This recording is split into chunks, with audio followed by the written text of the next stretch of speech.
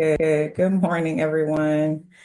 Thanks again for your time. So we're going to dive right in. I do not have a demo ready for today just yet. We do have several updates coming to the Fieldbook app that I'll be sharing real soon, but not today. So, because they're not ready quite yet, but just stay tuned and just want to build the excitement for that because they're on the way.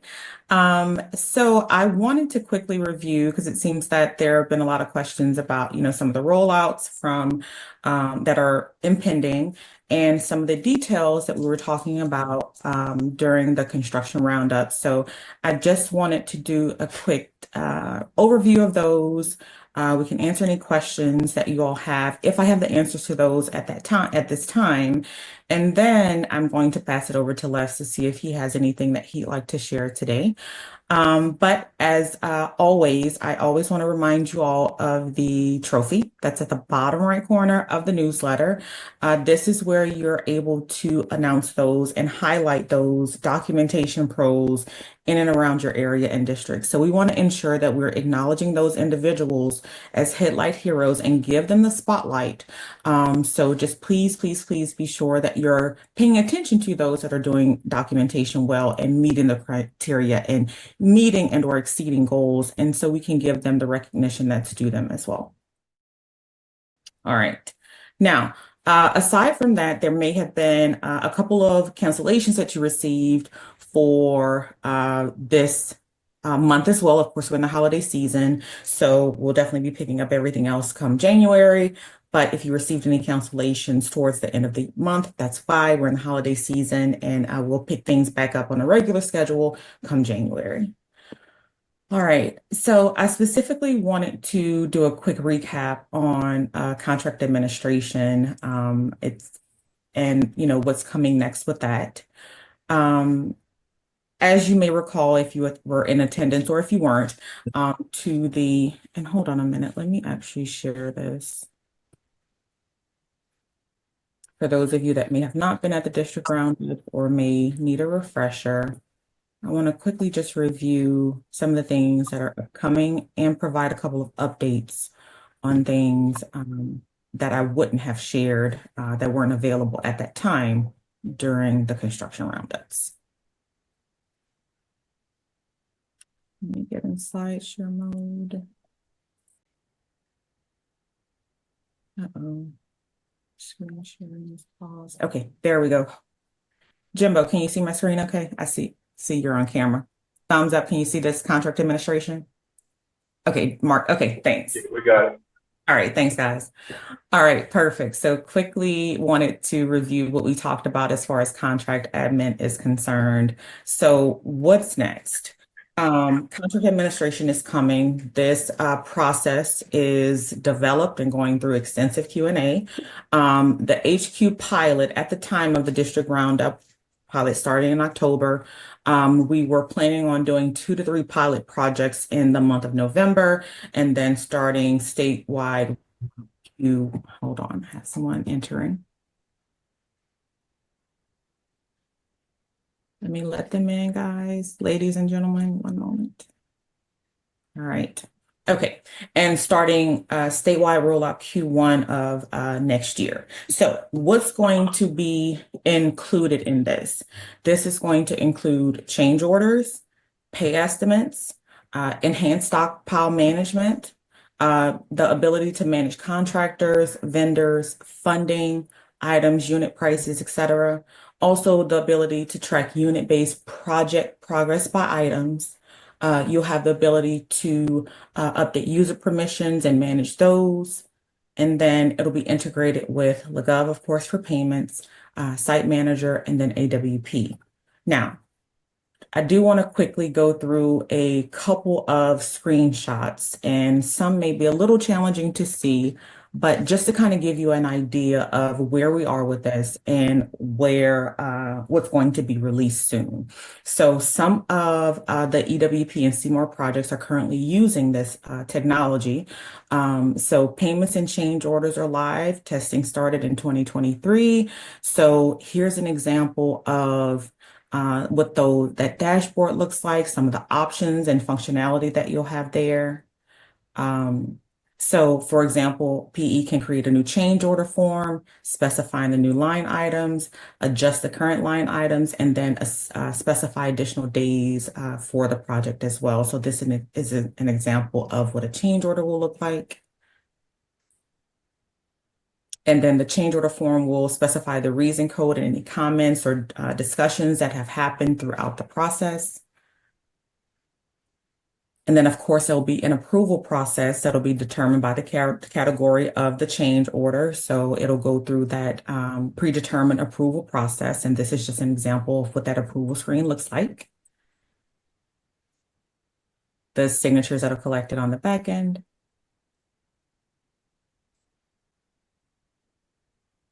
And then additional document details and things of that nature that will be listed on the document details screen, showing the actionable users, available actions, and what you would like to do with the document, if anything. So tons of detail and options here as far as your change orders are concerned. This is the contractor's view. So you can view, the contractor will be able to view approved or waiting for contractor approval items. And I know it may be a little bit hard to see, but we have on the far left, we have the name of the change order number, the reason code, category, the project, district, document date, author, change amount, status. And then in the green, there's any discussion, and then any details just to the far right of that. So tons of options here that you'll have access to depending on your role. Here's the PE view. Very similar. This is a project engineer's view. So they'll be able to access contract admin, view contracts that they are associated with, and then can view change orders within each contract as well.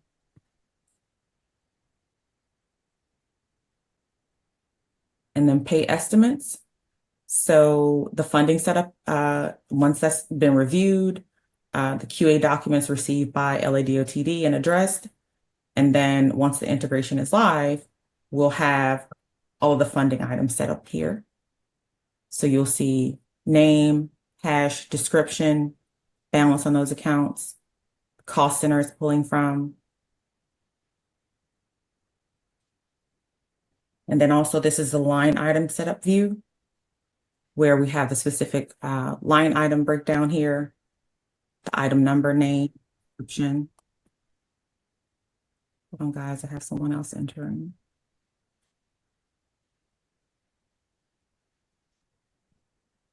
All right, units, cost per unit, contract quantity, expected quantity, actual quantity. And then the line item funding sources on this view. Under funding on the left-hand side.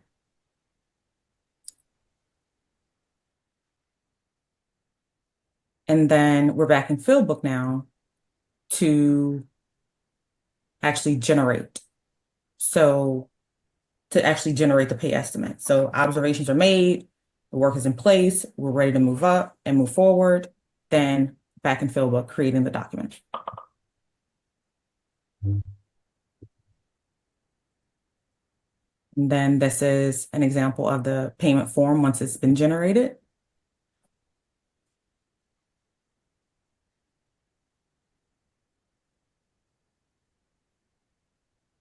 Payment totals here.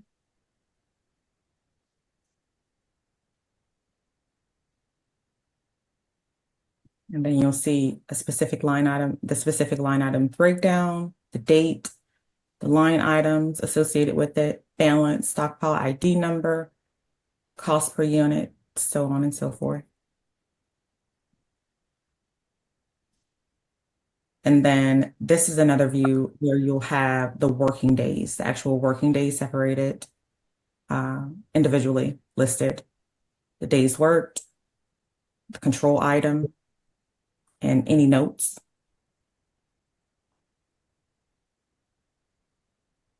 And the next payment form is generated. Now we're ready for review and approvals.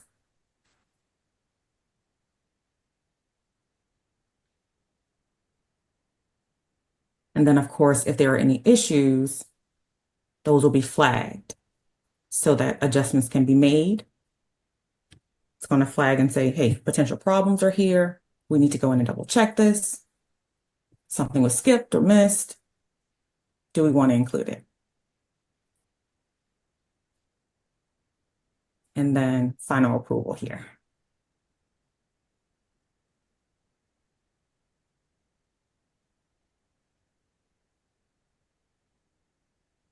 Just moving a little bit slowly, just so you all can, see some of the details that are here. Because again, if you were at the district roundups, it may have been more challenging to see. Hopefully this may be a little bit clearer. All right. So pay estimate contractor view, that'll be in the home app. You'll be able to view what's approved or what's waiting on approval for the contractors. And this is a PE's view. And they'll have access to view all payments. And this option, PE, HQ, et cetera, will be able to view contracts associated with and payments within those contracts. So again, depending on your role, your accesses will be different. And this is more of an administrative view with the dashboards. Tons of detail to make things more efficient and consolidated.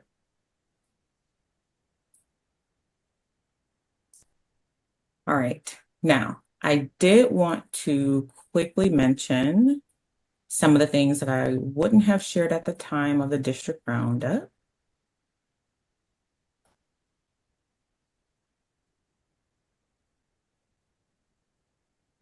Quick second, let me get this pulled up.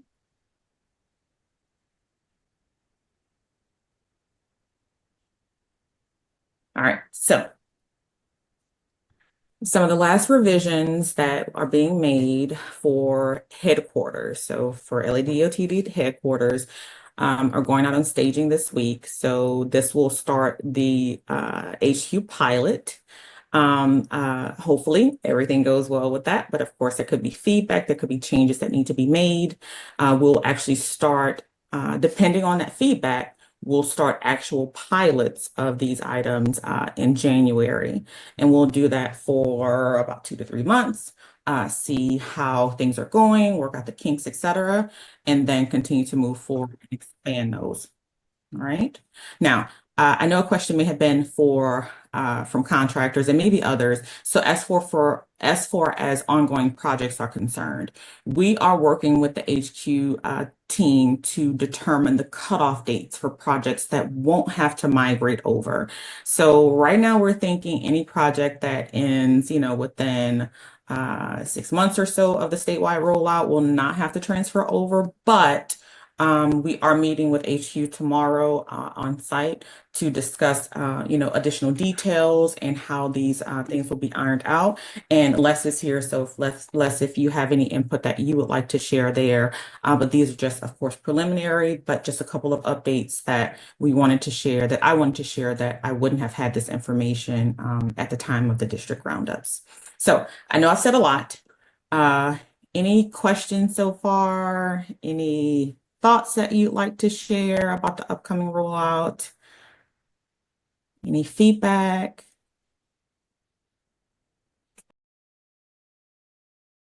Thanks for sharing those slides with us, Tanisha. I kind of didn't know you were going to do that. That's great. So having a recording of that so people can come back and kind of start looking through that stuff. I know that you guys are starting to realize that we're giving you some sneak peeks into the software, right? So this is some of the pre-work that needs to be done as we prepare to roll this stuff out. And so we're doing a little different today. So I did not prepare a screen share to show you how to do a specific thing today. I have been having meetings, people scheduling meetings with me lately, especially after the construction roundups, of like, hey, when is this going to happen? Because I'm in the middle of a $60 million project and they need to know like what's going on. What am I going to have to just stop? Am I not going to be able to get to my old estimates? So I see there are a lot of people on here that are not normally on the meeting, and I'm assuming that is because I mentioned in the email when the newsletter went out that we were going to be discussing this today, and that's great.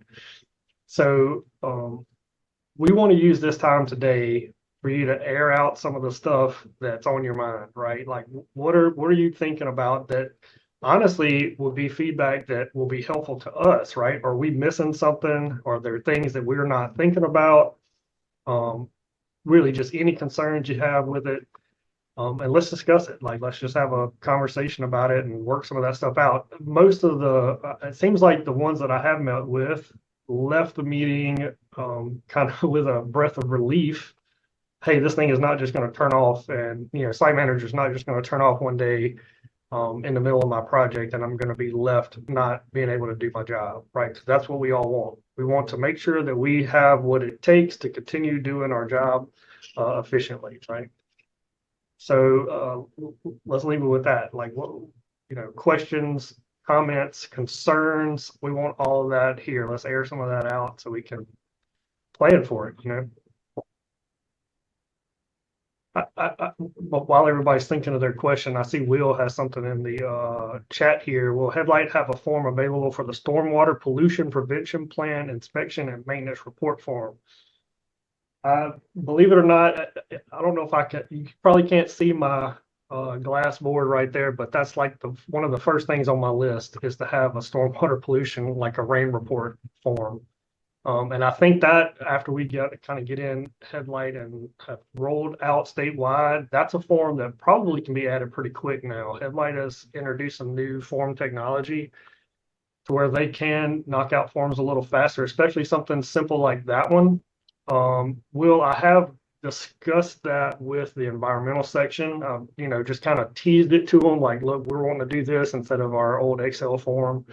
And then the greatest thing about that would be we'd give them logins, right? And so they would have access to the form right away. I think it'd be great for both of them, but I appreciate you bringing that one up. That's a great form that we need to get implemented. All right, so back to contract administration. You've seen a couple screenshots. Like, what are your concerns with it? As we're getting ready to start rolling this stuff out sometime at the beginning of next year. So I need to know the questions. And if there are not any, this is probably going to be a short meeting, which is fine also. I have Les. one question, Les. Oh, Yep. go ahead. I'm sorry, mine's easy. Les, do we have a room number yet for tomorrow's meeting? I did not send that out to you. Sorry. So yeah, I'll send it to you. We are going to be on the 3rd floor. There's a training room there. Actually, I don't have the number, but I'll probably have to come down.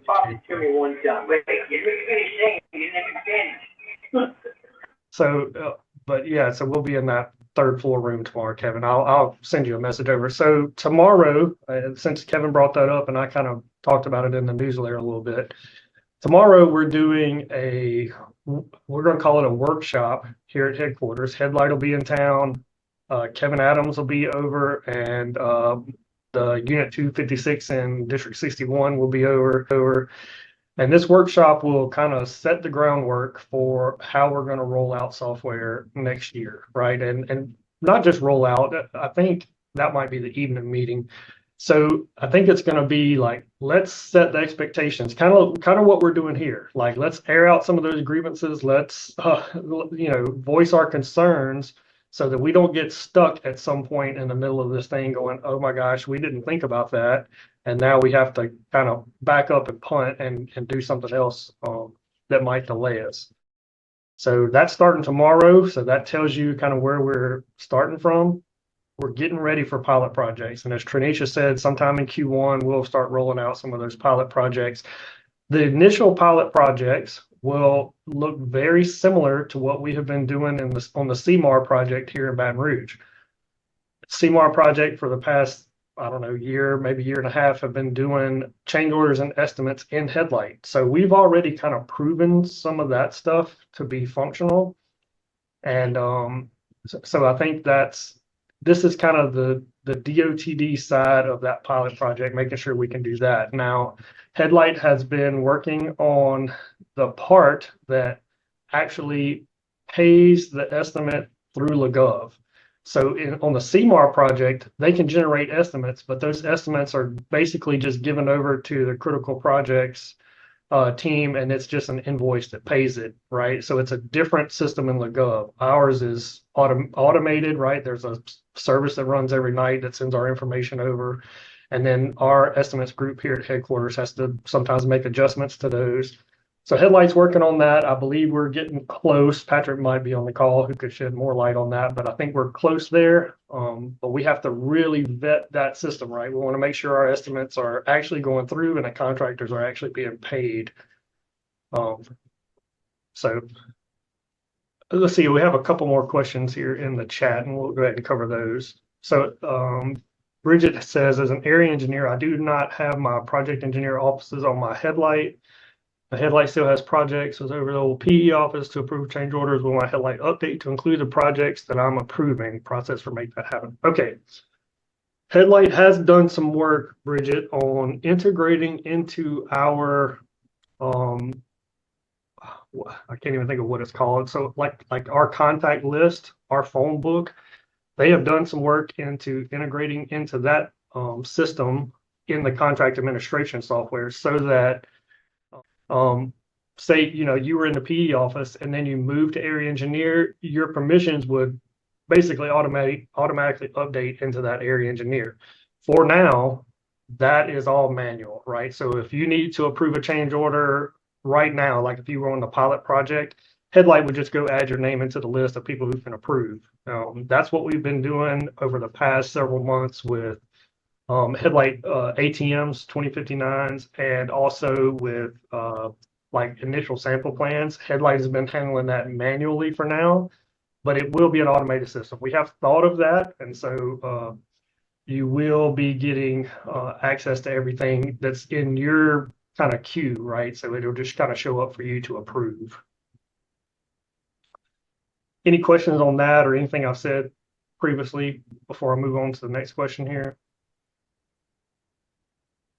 Okay, so Claudia also added, how many pilot projects will you have per district? And this is kind of some of the stuff, that's a great thing to bring up because that's what I want to cover here.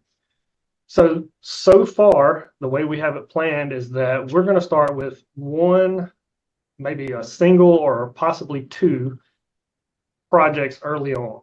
And we're going to be testing estimates and change orders, trying to get payments through before we roll that out to, I would say, district pilot projects. So it's kind of, there's three steps. Headquarters will do some initial testing, right? Me, Patrick, Matt Jones, all of us will do some initial testing, making sure it works, getting it mostly ready. Then we will step that into one or two projects, trying it for a month or two, right? Run a couple estimates, make sure we can get those through. And then a more general rollout, but not like wide open. So we learned when we did the rollout for Fieldbook, at least the pilot project for Fieldbook, we started with, maybe 4 or 5 units that were supposed to be on the pilot project. Everybody heard about it. They wanted it. It went to 15 units, had it, right? And it got so massive, it was very hard to keep it under control. And then there were lots of problems. Lots of people got frustrated with it, put their iPads down. And then later on, once those problems were fixed, they didn't want to pick the iPads back up because they had a bad taste in their mouth about what, that it wasn't working. So we don't want to do that again. We don't want to repeat that. We want to start small. And as it functions and we have some success, then start rolling it out wider. We would really love by the end of next year to be done with all the rollouts. I think that's a good goal for us to start on. I don't want you to think that this is going to happen overnight and that we will just, in May, we're going to turn off Site Manager. I don't think we'll be there yet.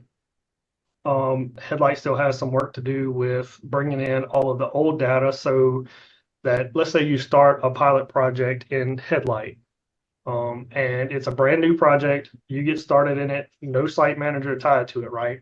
When you're moving along in that project and 3 estimates in and you've done 2 change orders, you can go, okay, we got it. We understand how to use the software. At that point, we want you to be able to just move all your other projects, start doing those in Headlight with, being seamless there instead of having some work you have to do to move those over.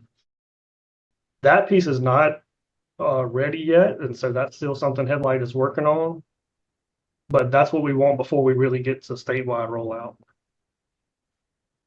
Let's see. Also, there's a second part to this that I just saw. So PEs will be able to generate change orders, estimates, stockpiles. Will we have the same or similar reports we have access to from the intranet site manager construction? This is a common question, and it's a very important one because everybody needs to know this. We use those reports all the time, right? I don't know if you noticed, but in one of Tanisha's kind of screenshots she had there, or one of her slides that she had, there was a dashboard section that will have some of that information. Now, they have not built all of those dashboards yet. I believe the plan is on our side, we have a copy of the data. So Headlight has a copy of all of our data in Amazon Cloud. We have another copy that's local here at DOTD that, geniuses like Patrick can get involved in and do stuff with, right? So the reports that are there now that are called site manager reports will basically be migrated over to the Headlight database. And so they will become Headlight reporting, but they'll do the same things. So the reports you need to do your job now, we will have available for you to do once you're Headlight on it.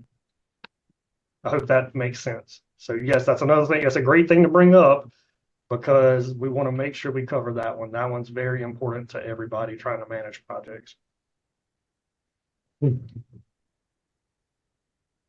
Any other questions about reporting? I see we have another question here. I want to move on to it if not. Oh, this is a great question. All right, so Tara put in the chat, is there a fuel asphalt adjustment calculator built in? If so, will that be available prior to generating estimates, or will we have to run the calculator, delete, regenerate the estimates like we do now? So we have been in discussion with Headlight about this, and I think there is a path right now to do automated fuel and asphalt adjustments. So that's not in place yet. But you have to imagine, so now in Headlight, we have the paving report is in Headlight, right? So an inspector can go in, they have to select a mixed design. That's the key. They select the mixed design and then fill out their roadway report. Okay, we pay that line item. So that means we have all the data that we need to know what PG grade they were using and what day they were using it. And so at that point, you can automate that process. The calculator can be in the background. And so Patrick has got ideas on that and how that should work. It is possible in Headlight system. It's not there yet. So hopefully before we get this thing rolled out statewide, that would be great to have that there. In fact, I'm going to write it down because we're having that meeting tomorrow. That probably needs to be brought up.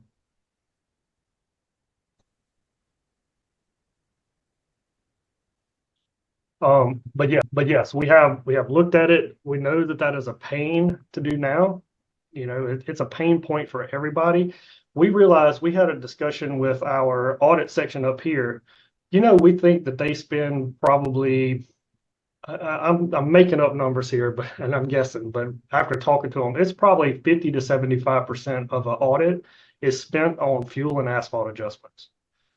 So it's madness what we're doing with those fuel and asphalt adjustments. So getting that automated to where it can't be wrong would save a lot of time. It would be a huge win if we could get that part automated. So great question. Thanks for bringing that up. I will make sure that comes up in the meeting that we have tomorrow. Kevin will make sure he's here. He's remembering all this and probably writing it down as well.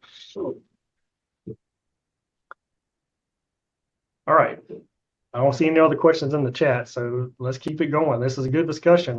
These are the types of things we need to start working out. So, what other concerns do you have about rolling out this software?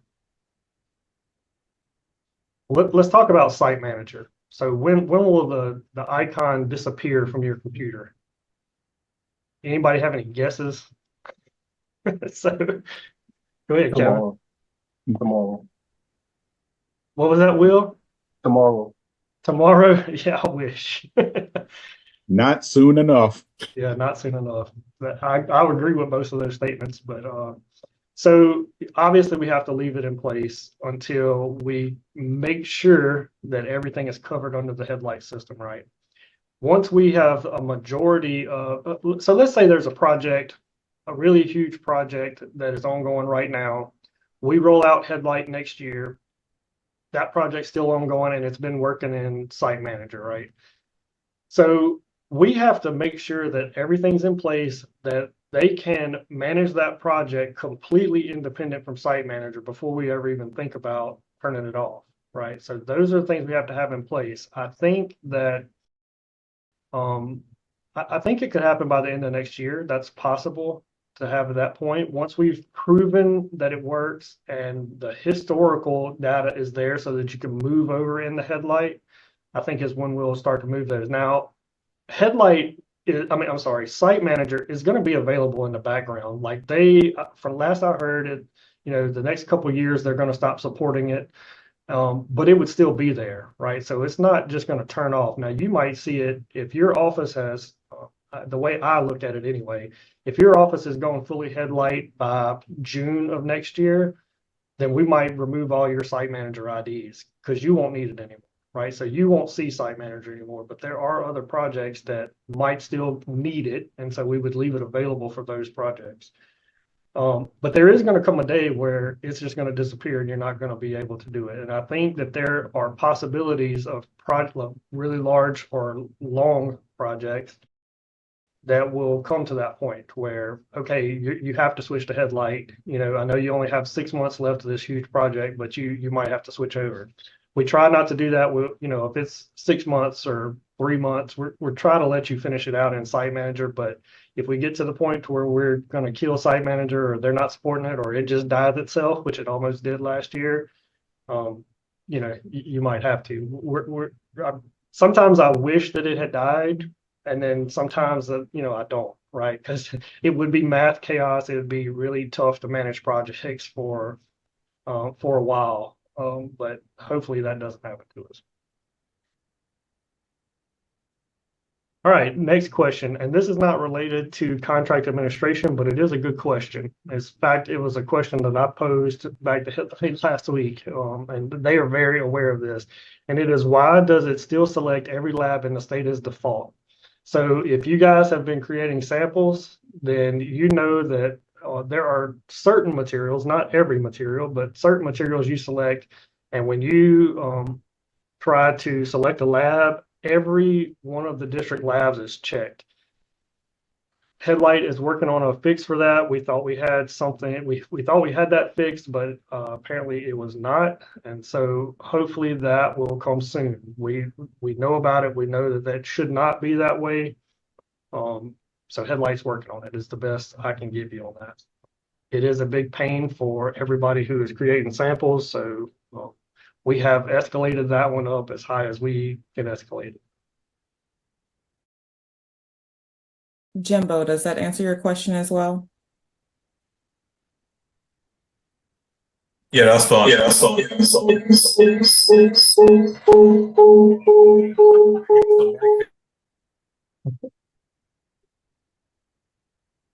Jimbo, I don't know if you're talking to us, but you're muted.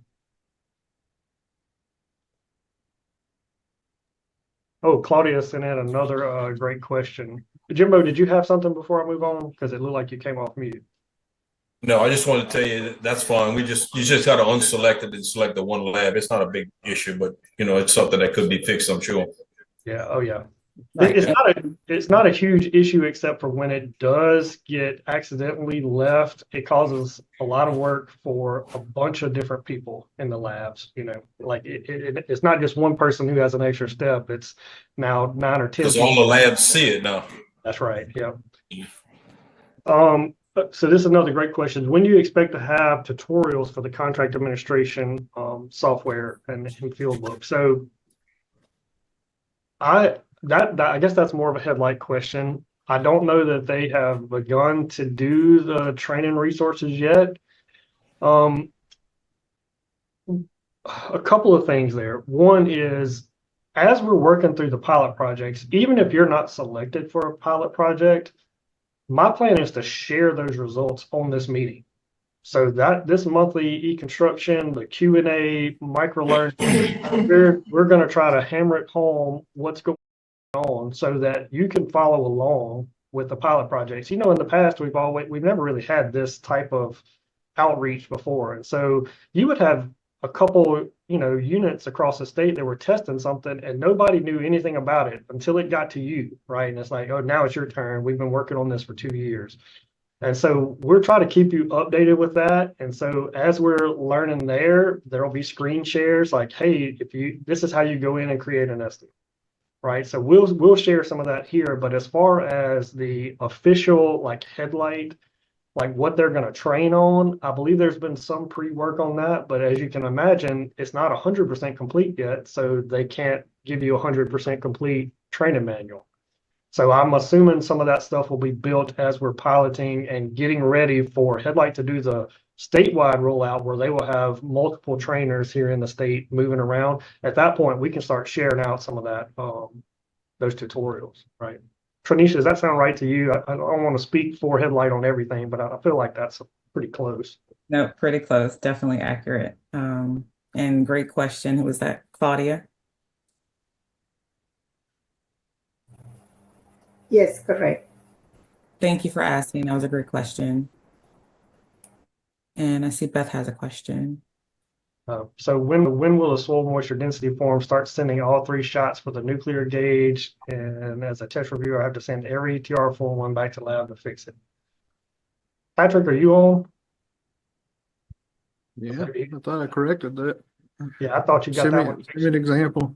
Thought you got Is that it one. an old sample? Because that was probably done back in September. So how old's the sample? The last one that I looked at, the samples, it only sent 1 shot. The sample date was mid-November. Forward it to me, please. Okay. I'll take a look. While we're on the subject of that, so that is another piece of the puzzle that has to be in place for a statewide rollout is limbs, right? So if you can't manage the material side in Headlight, we can't roll this thing out to everybody. So Kevin from our group, Marty, Donna, they've all been working with Headlight on the forms actually for a while now. I would say 1.5 to 2 years. They've been kind of creating the templates for all of those test methods, and Headlight has got a majority of those built. So we're kind of in the last stages of the limbs piece. Headlight is on the schedule now, and I might be wrong. Somebody might have to correct me here, but I feel like end of Q1 is when we're supposed to have all that stuff in place to start testing as well. And so you're going to have a couple of things running side by side.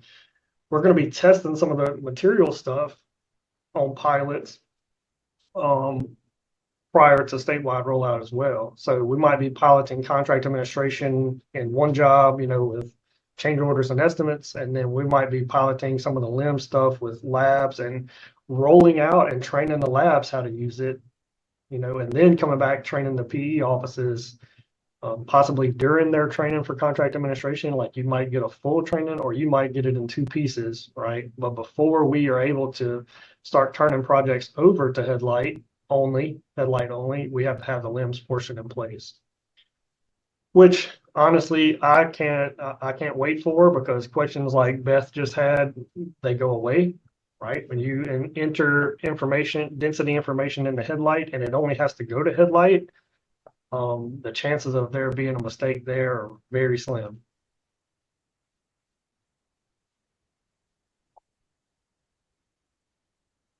I knew this would be an exciting meeting. We're getting some feedback and getting some questions. That's great. I really appreciate that.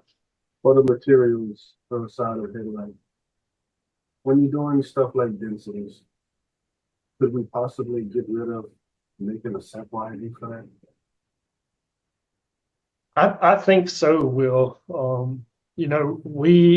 I feel like that's kind of been put in place because we had to have an ID for each one of those forms, but Since we told. all right, we got some feedback there. So I do think there is possibility of that, Will, where you don't have to necessarily have a sample ID. I'm not real sure though. I might be speaking out of turn here. We'll have the test results, which will report to the 2059 headlight ATM, right? And that's the main thing. So does that have to be tied to a sample ID? I don't know. Kevin, Patrick, maybe you guys would be better to answer that question. I haven't gotten a straight answer from them. I know Rhode Island is basically skipping the sample interface that they have for us. They're going straight to a form to create a sample. Yep. So they're talking about doing similar here, and we're basically waiting on them to hash out the workflow of how that's going to work. Or if they're keeping the sample interface, I'm not sure. We're basically waiting on the headlights plan for that, the rest of the LIMS workflow on that side. So I guess I get what you're saying there is it might not just be density. So that might be anything. Like you might go straight to the form and not have to have sample ID for like a usable soil. Is that what you're talking about? Yeah, it would essentially create an artificial sample ID just for tracking purposes. So it will still have the ID. Because we still expect like those type testing to go through the similar type approval workflow, right? Yeah. And ultimately, we say you need X number of, density testing or whatever per sample plan. So the ID is just a way of linking it to the actual ATM. Gotcha. What Yeah, if that we makes can sense. put on the form itself, put something for like a line item so that you can put it on it. All in Yeah. one form. And then goes to the database. Yeah. They're basically working where all that header info was linked directly on the form, so you don't have to have that sample splash page. Yep. And we're trying to get it where any testing related to a particular material is all on one form. So I won't have to assign, for some soil stuff, I won't have to assign 4 different test methods. It's all just one form.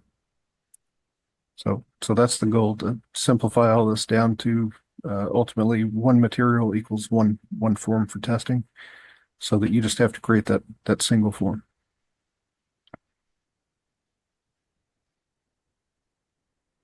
Yeah, so that would be similar to like what we're doing with the concrete cylinders, right? You have your acceptance test, your slump test, your air test, your early breaks are all in one, basically all in one form now. So imagine that with every material you do. Like if there are multiple tests to it, there would just be multiple, those tests would be associated to the same form, I guess is what we're saying there.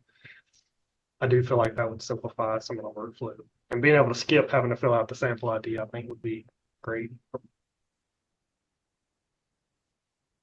It's new, we'll just say though, sampling through headlight version of LIMS is new territory. Like Patrick said, we don't really know what the whole workflow is there yet. They're building it. So it has to be able to match, like you said, some of the approval workflows and stuff we have in place now. We have those in place for a reason. So it has to do all of those things, but it could be a little different. But we'll get that info out to you so you'll know what steps to follow to do your sampling, obviously.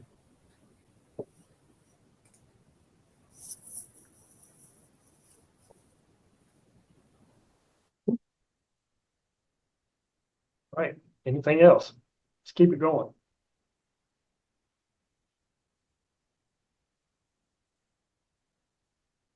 You can tell when we start getting close to doing something major like this. That's when people show up and people start getting like, I got questions, and I don't blame you. Like if I were PE in office or DLE and my workflow was about to change, that's when I'm going to ask some questions. So,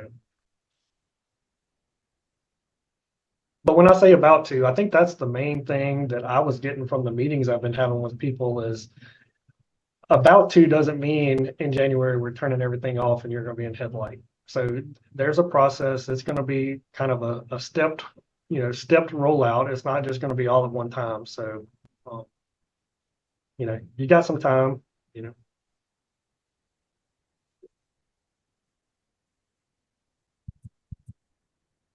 So Claudia, this is a great concern here. She was hired during the transition from Matt to site manager.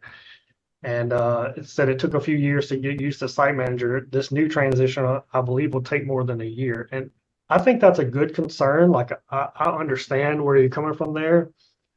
I want to say that having knowledge of how the current headlight systems we're using, having knowledge of those will help in that transition, right? If you use field book and materials and sample plan, it's already pretty intuitive how headlight systems work. And I found that with contract administration, it flows pretty similar to what they're doing now. And I think that will help some, but there are probably some parts that will take a while for us to get, worked out. So I agree with you. I think it, more than a year statewide, yes. More than a year for you personally, when it comes to you, I don't think that would be the case. Like, I think within a couple of estimates, you'd probably have it down.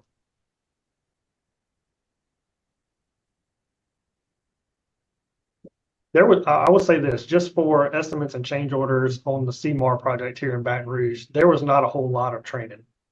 There was one or two little training sessions, and then it was a lot of, hitting us for questions like, hey, I don't know how to do this one thing. And then, Headlight would answer those questions for them. I don't think it was like they had to be trained 4 times on how to do it. I think that once you kind of get the gist of it, try it a couple times, you usually can get it and kind of run with it.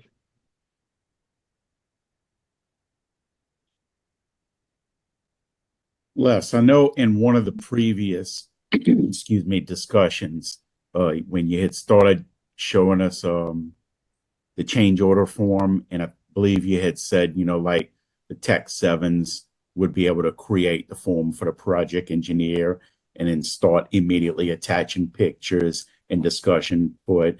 Do you think it'll still be left set up like that? So yeah, so Headlight, I'm glad you brought that up. So Headlight has set their form up that is a workflow in Headlight. It is not a current workflow that we have, right? And it's not, and I might have misspoke there because it's not just Tech 7s. So really, anybody who has an iPad out in the field could start a change order.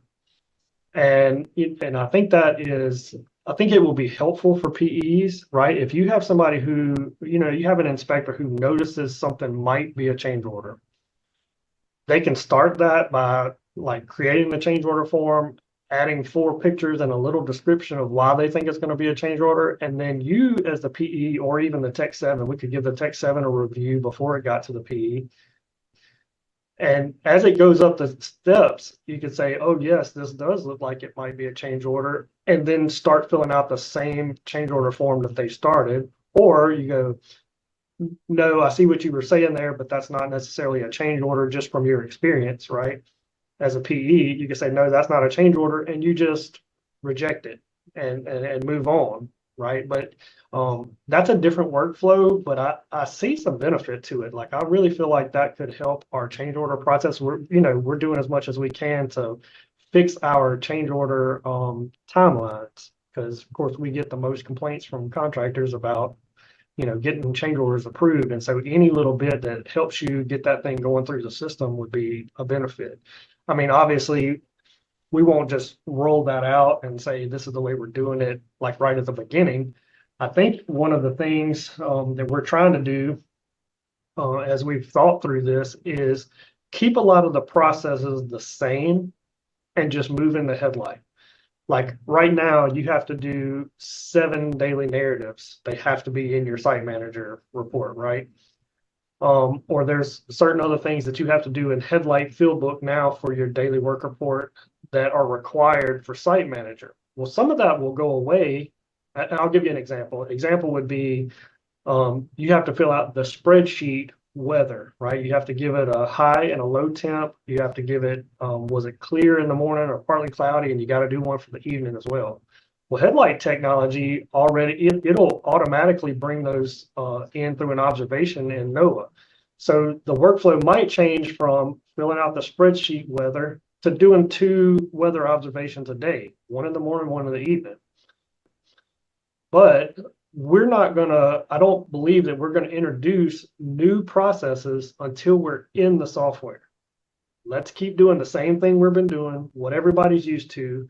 We make the transition happen. We're in the new software. Oh, now let's look at ways that we can make this more efficient. And one of those ways is we're going to do away with the weather spreadsheet. And now you're just required to do 2 weather observations a day. Because when you go to a major software deployment and you start introducing new processes to everybody while you're in the middle of that, it can get a little frustrating for people, you know. So even though it's a little more work to do the work item spreadsheet, we'll just keep that same process that everybody's used to until we're in the system.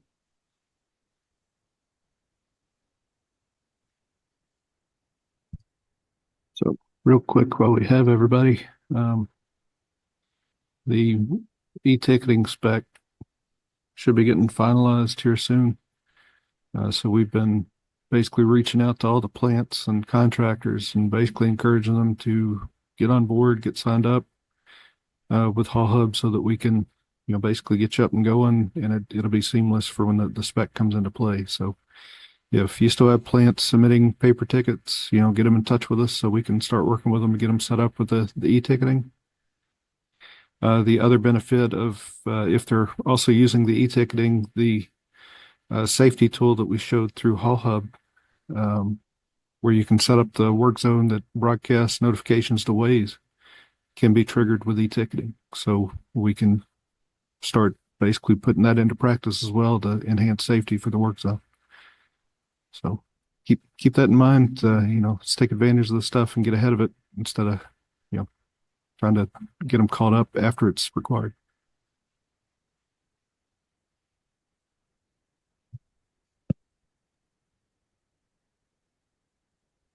I have another form request. Let's, All right. if y'all didn't already do it, I'll drive it on. Because someone here like, Can I take a picture of my board? I want to show it to you because it's on there too. Let me just tell you, so I've got the pile driving form and asphalt checklist, right? So the checklist we have to do for equipment and all the materials they need to do it. I've got the PCC paving form, which they are pretty much done with, I believe. And then the stormwater report. Those are the 4 major ones that I got. could the power driving form also calculate bearing as you know? Yeah. I'm sorry, I missed the last part of that, Will. It's a little soft. Could the power driving form also calculate the bearing as you're going? It can be done in Excel. It can be done in a form. Yeah.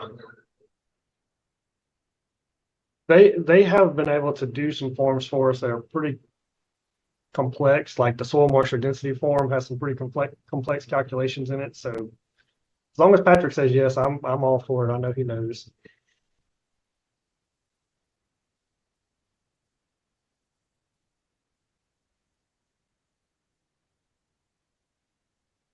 And right now, we're just trying to migrate everything that's currently in LIMS, and then we're going to circle back because there's a lot of groups that use Excel-based forms. I know fabrication and the geotech exploration unit all have a lot of things like that that could really benefit from being converted to a template form where they can just carry a template with them. Tablet with them, excuse me.